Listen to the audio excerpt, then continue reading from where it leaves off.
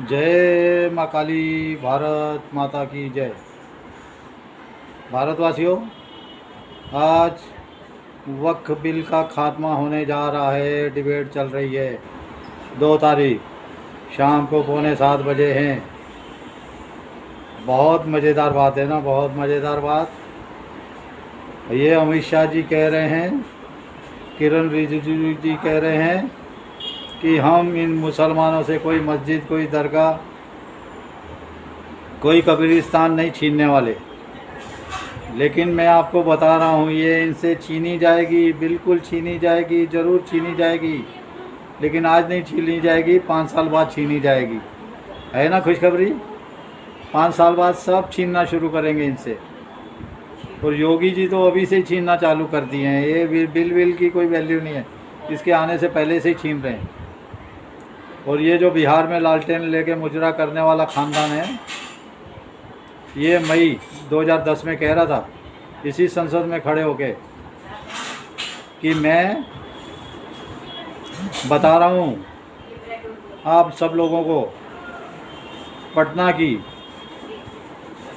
जो डाकघर है, बहुत कीमती ज़मीन है पटना की, वो इस वक्फ बिल ने, इन मुसलमानों ने कब्जा कर दिया है। ये वक्फ बिल ख़त्म करो, इसे हटाओ। ये बहुत जहरीला बिल है। कौन कह रहा था?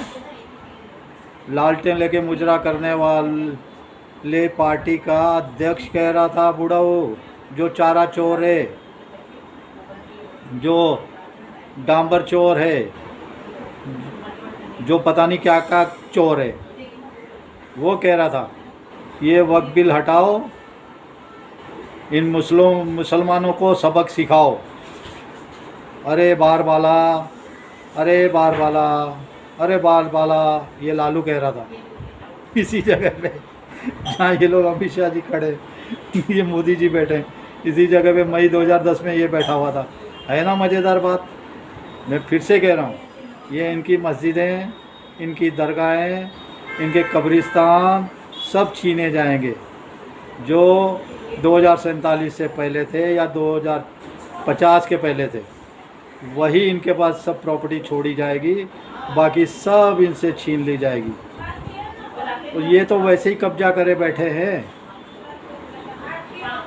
सोचिए, अब मैंने कहा है ये प्रॉपर्टी जो कह रहे हैं ना, ये मुस्लिम छत हमारे बाप की, इसे कौन रोकेगा? नमाज़ पढ़ने से हमें कौन रोकेगा?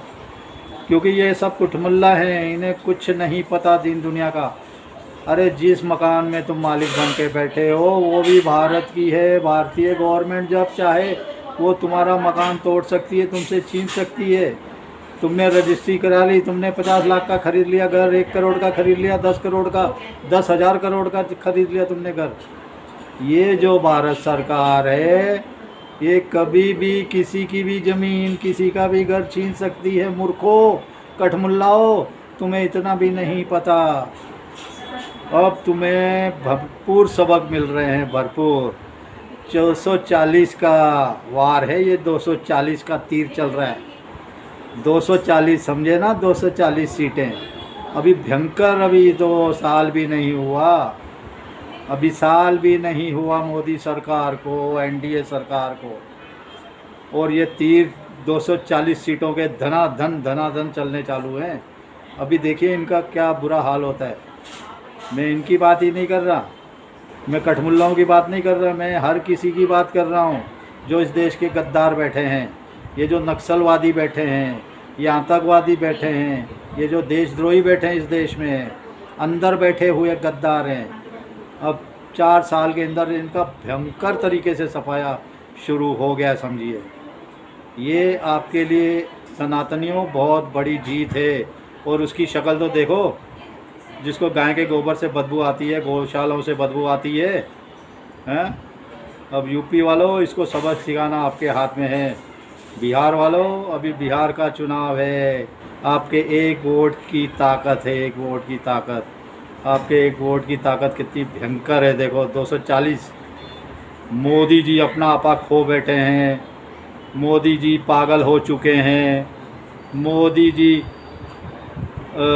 अनमाइंडेड हो चुके हैं, पता नहीं क्या क्या वो नमूना वर्ड यूज़ कर रहा था। वो जो नमूना है, योगी जी ने बोला नमूना, क्या क्या वर्ड मोदी जी के लिए यूज़ कर रहा था।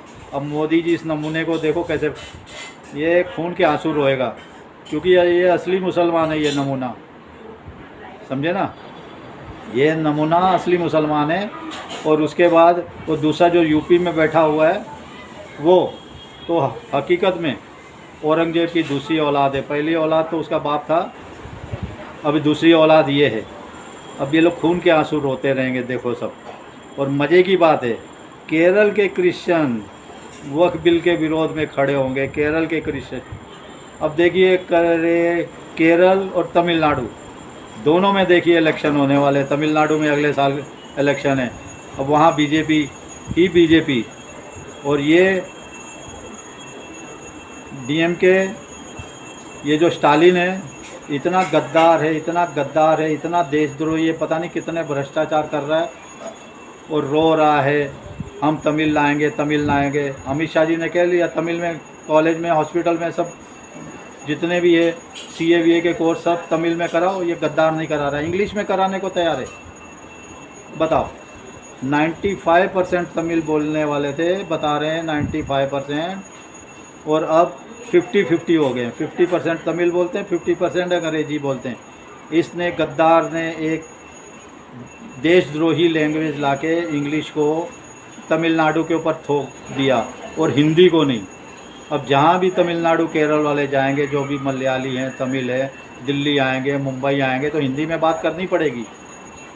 तो ये कैसे कट कर रहा है लोगों को भाई, सिर्फ एक वोट के लिए, एक वोट के लिए लोगों को अलग कर रहा है। सनातनियों सावधान। देखिए, वक्फ बिल आज संसद में तो पास हो ही गया, अब राज्यसभा में 115 सीटें इसकी है और 115 सीटें ही इंडी की है, और 19 के 19 बहुमत है, लेकिन 6 मनोनीत सदस्य हैं। तो 6 मनोनीत सदस्य तो बीजेपी के साथ हैं, तो 121 सीटें होती है। तो 21 सीटें 119 चाहिए इस राज्यसभा में बहुमत के लिए।